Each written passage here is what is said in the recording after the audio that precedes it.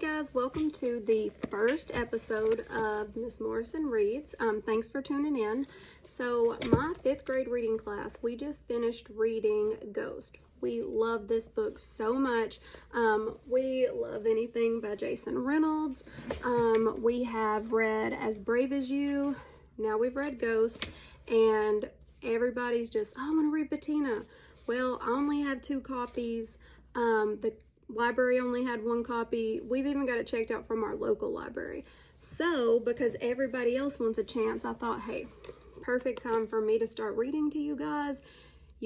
Anybody can hop on, check it out, read it. And also, one more thing, it's really important to me that students, adults, anybody realize just because you don't like to sit down and read a book word for word doesn't mean you can't enjoy them. I mean, we live in a time where we have YouTube, Audible. There are so many different outlets available to you to where you can enjoy a story, you can enjoy a book, you can get all the richness from it without having to go through it yourself, because everyone doesn't love to read. Everybody reads at a different pace. Some people can't imagine it in their head as they read. They need to hear it to be able to see the imagery. So I just thought this would be a really fun way to read to my students and hopefully reach someone else. So, Patina by Jason Reynolds. And this is the 2nd book in the series, the track series. Ghost was the first. Now we are on Patina, okay? And so this book picks up where Ghost left off. They are at their first track meet as a team. Chapter 1, to do everything, including forgetting about the race and braiding my sister's hair. Ain't no such thing as a false start, because false means fake, and ain't no fake starts in track. Either you start or you don't. Either you run or you don't. No in between. Now, there can be a wrong start. That makes more sense to me. Means you just start at the wrong time. Just jump early and break out running with no one there running with you. No competition, except for your own brain that swears there's other people on your heels. But ain't nobody there. Not for real. Ain't no chaser. That's what they really mean when they say false start. A real start at the wrong time. And at the first meet of the season, nobody knew this more than Ghost. Before the race, me and everybody else stood on the sidelines, clapping and hyping Ghost and Lou up as they took their marks. This was, of course, after they had already gassed each other up, talking to each other like there was no one else on the track but them. Funny how they went from me mugging each other when they first met to becoming all buddy-buddy like they their own 2-man gang or something. Lou and Ghost sticking together like glue. Ha, glue. Ghost and Lou, glue. Get it? That could be their corny crew name. Lost would also work. Matter of fact, there was a moment where I thought that name might even be more fitting, especially after what Ghost did. See, at first I thought he timed it perfectly.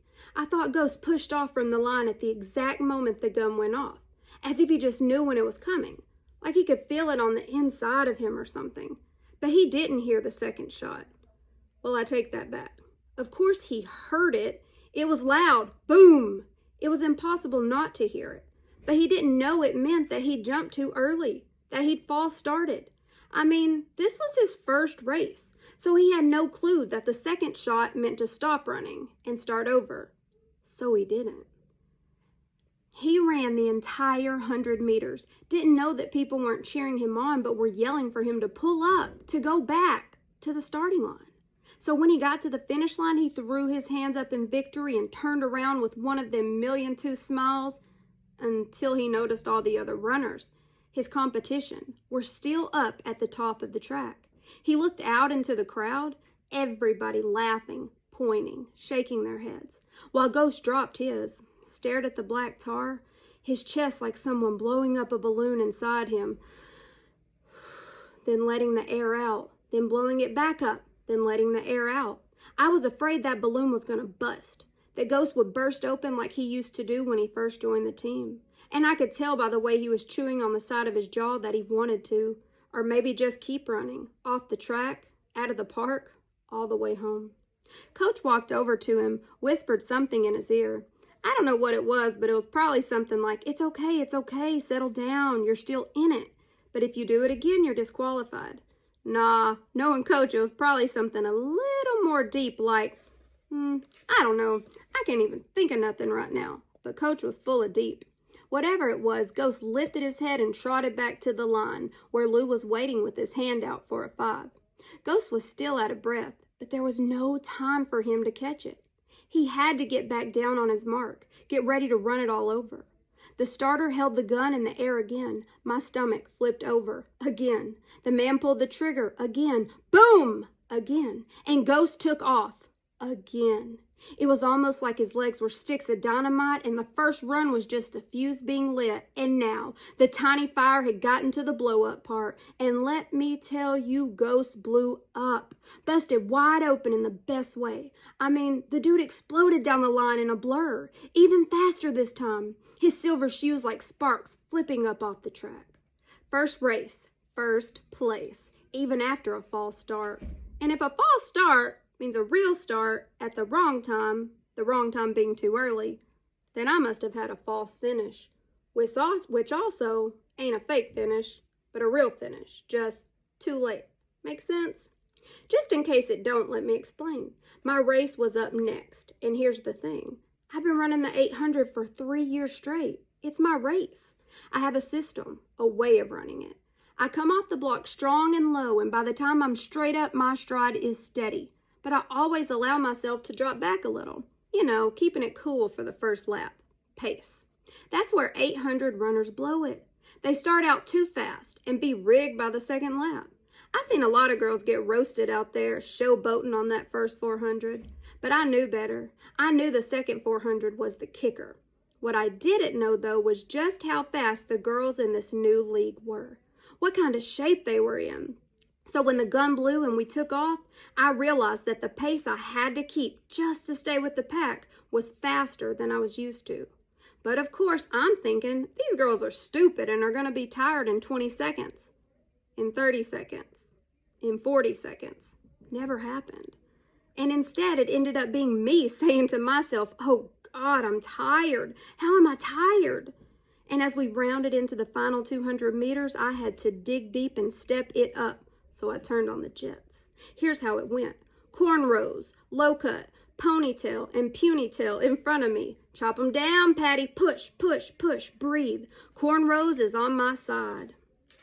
The crowd is screaming the traditional chant when someone is getting past. Whoop, whoop, whoop. Push, push. Cornrows is toast. 100 meters to go. Mouth wide open, eyes wide open. Stride wide open. Chop 'em down, Patty. Arms pumping, whipping the air out of my way like water.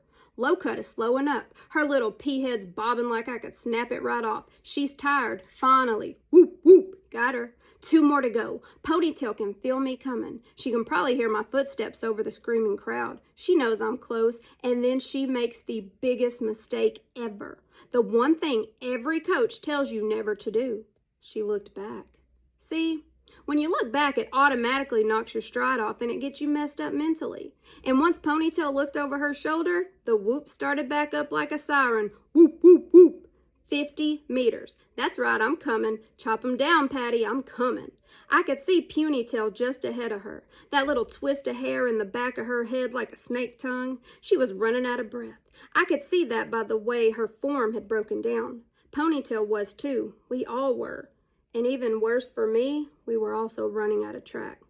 I got Ponytail by the nose, second place, then collapsed. People cheering all around me, jumping up and down in the stands, quickly becoming a wavy blur of color as the tears rose. Second? Stupid second place? Ugh. No way was I gonna cry. Trust me, I wanted to. Water pricking at my eyelids, but no way. I wanted to kick something. I was so mad. Coach Witt came over and helped me up, and once I was standing, I yanked away from her and limped over to the bench. My legs were burning and cramping, but I wanted to kick something anyway. Maybe kick the bench over, kick those stupid orange slices Lou's mother brought. Anything. But instead, I just sat down and didn't say a word for the rest of the meet. Yes, I'm a sore loser, if that's what you want to call it. To me, I just like to win. I only want to win. Anything else is false. Fake, but real. So real, I didn't even want to talk about it on the way to church the next day. Not with no one, not even with God. I spent all morning braiding Maddie's hair the same way Ma used to braid mine when I was little. Only difference is Ma got fat fingers and used to be braiding like she was trying to strip my edges or make me bald, talking about gotta make it tight so it don't come loose. Right, but I don't even do Maddie's hair that tight, and I can knock out a whole head full of hair in half an hour if she sits still, which she never does. How many more? Maddie whined, squirming on the floor in front of me. I'm almost done. Just chill out so I can. I picked up the can of beads and shook them in her ear, just like one of them Spanish shaker things. And just like that, she calmed down and let me tilt her head forward so I could braid the last section, the bit of curls tightly wound at the base of her neck. I dipped my finger in the gunk on the back of my hand, then massaged it into Maddie's scalp. Then I stroked grease into the leftover bush ball, tugging it straight, then letting it go, watching it shrink back into dark brown cotton candy. What colors you want? I asked, separating the hair into 3 parts. Maddie put a finger to her chin, acting like she's thinking. I say acting because she knew what color she wanted. She picked the same one every week. Matter of fact, there was only one color in the can. Red, we both said at the same time. Me, of course, with a little more pepper and a little less pep. Maddie tried to whip around and give me a funny face, but I was mid-braid. Stay still. Then came the beading. Today, 30 braids, so 3 red beads on each braid. 90 beads. I used tiny bits of aluminum foil on the ends to keep the braids from slipping off, even though I knew they would anyway. But who got time to use those little rubber bands? Not me, and definitely not Maddie. When we finished, Maddie did what she always did, ran to the bathroom.